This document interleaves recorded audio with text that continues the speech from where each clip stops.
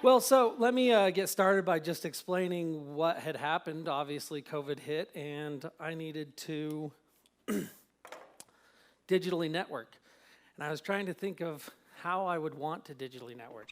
And one of the problems you have when you're digitally networking on a Zoom call is nobody can really hear you because you're talking over each other. So how do you talk to just one person? What we designed is we made it so you just do a click. Well, and now you're talking to that person. It's just you and them communicating.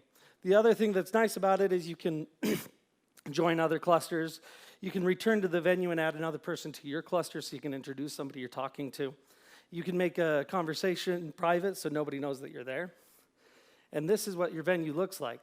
So the two on the left are in a cluster, and you can join them, but you can't hear them.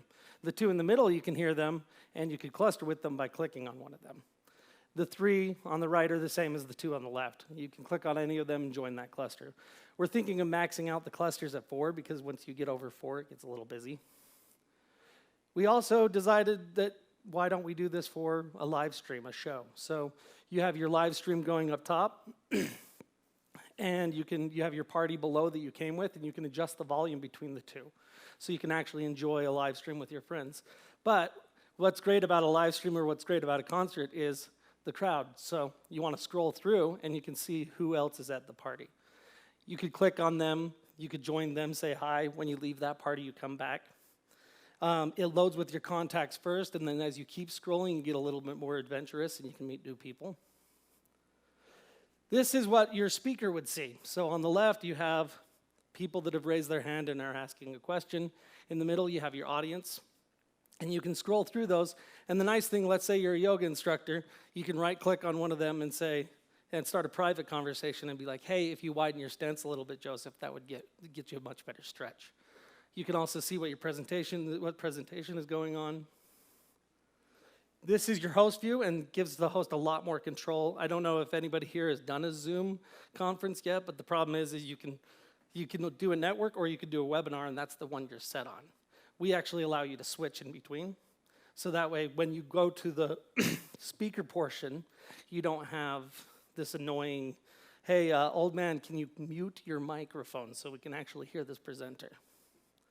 You can also pre-record broadcasts. You can announce over other people, all of those great things. So right now, the current solutions you have are Zoom, which everybody knows. It's too rigid. Guests can't wander between groups. There's too many people, which equals no networking, and then breakout rooms lack natural networking. I don't know if any of you guys have got caught in a breakout room for 5 minutes with somebody that you don't actually want to talk to. The market size is pretty decent. Obviously, everybody knows that with Zoom going on. What we've decided recently is to actually go after networking, and through network groups, we can actually capture all the small businesses in the United States. Well, and we're not new to this game. SJ Squared, we call ourselves the Connection Alchemists. We had an application named Zing, which does IM through events. And then we have Community Cork, which is replacing the cork boards at coffee shops and digitizing them. What's really funny is both of these were starting up when COVID hit, and they're both related to events, so they both paused. And that's why we were like, okay, well, let's work on something else. This is our team. John Fisher, our CEO. Aubrey, who's a little nutty, she's started a desert festival called Incandescence that gets about 600 people. I think it was recently on the news because they still ran during COVID, which was a bad choice. And then myself, Solomon, our CTO, and Mia, our up-and-coming CMO. We also have a unique technology. That ability to click and see doesn't exist. You can't find it on any platform. It seems so simple, but it's weird that it doesn't exist. And we have gotten a little traction. So we created a website and a 19-second video, and we spent about $550. And through that, we've gotten 120 signups, 2 investor inquiries. Our CAC right now is standing at $4.54. And we asked a very interesting question. We're thinking of crowdsourcing this, and if we do crowdsource it, would you be interested in making a small investment? And 60% of the people that actually signed up said they would. which means people are willing to pay for it, which is great. We want to run our pilot, which would be 100 hosts. 30 of them we would imagine would be the freemium models, which would be 40 minutes, just like Zoom. 70 would be paid, and the proposed outcome on that is obviously a wait list increase, because we feel that this will be viral, but we don't know by how much, and it'll give us a much smoother launch when we test everything out. Currently, we're beginning our first round. We started development back in March. We're planning on closing our round by 2021, and then we will run our pilot at the end of 2021, and then we will launch fully in Q1 of 2022. And that's it. It's really simple. We're just trying to mimic what you would experience if you were networking here. You'd walk in and you'd see groups of people chatting. You'd see the individuals by themselves, and you'd walk up and talk to them. We're just going to have you click instead. Now I'll open it up to questions, right?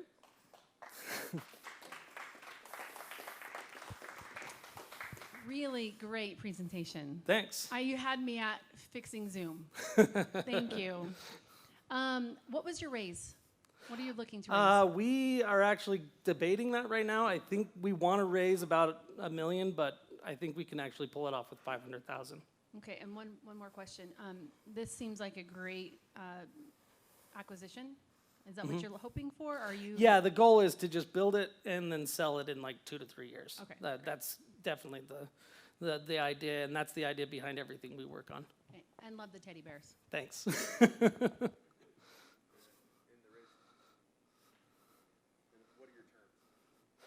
We actually haven't worked them out yet. This is fairly new. I've never actually done a raise before. What we've worked on previously, we actually had the funds and we self-funded those. That's it? Nobody wants any other questions? Yeah. So I was wondering, with other big companies like Zoom, maybe catching onto this sort of networking, flexible networking, what's stopping them? What kind of intellectual property protection do you have to keep them from taking up over that area? So we are in the process of patenting that click to cluster. So we haven't gotten the patent pending yet. We should be getting in the next couple of weeks. And that'll actually change everything. Great question. I guess I'm that quick and easy, huh?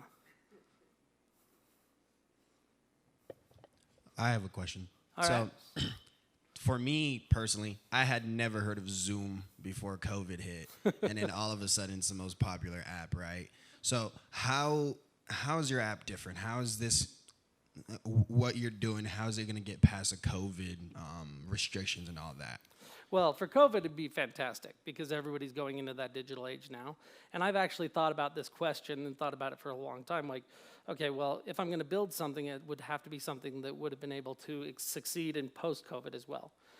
And what I thought about was, what does this allow that Zoom doesn't? And what it actually allows is global networking. So instead of what you experience on a local network, you walk in here, you guys are all locals, we all meet local people. But now imagine this on a grand scale, where people from England can jump on and people from Africa can jump on. And it's just a bunch of people in a network venue. And you can get thousands and thousands of them in there. So I think that will be extremely successful.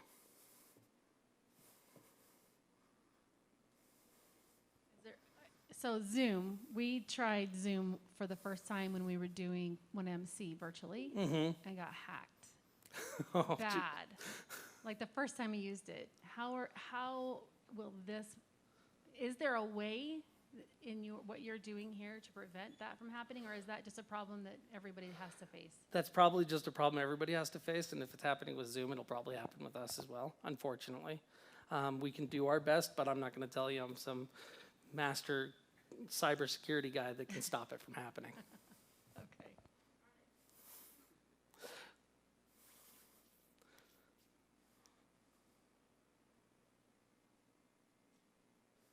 All right, then we have one last question for you, Jake. And that is, what can the 1MC community do for you? Right now, the main thing I'm looking for is introduction to people that would be interested in investing in seed round. We are also looking for people that run networks to engage them and get the LOIs from them on saying, basically, when this launches and it's tested, we want to buy it, and we're going to use it. And we're going to give those groups heavy discounts.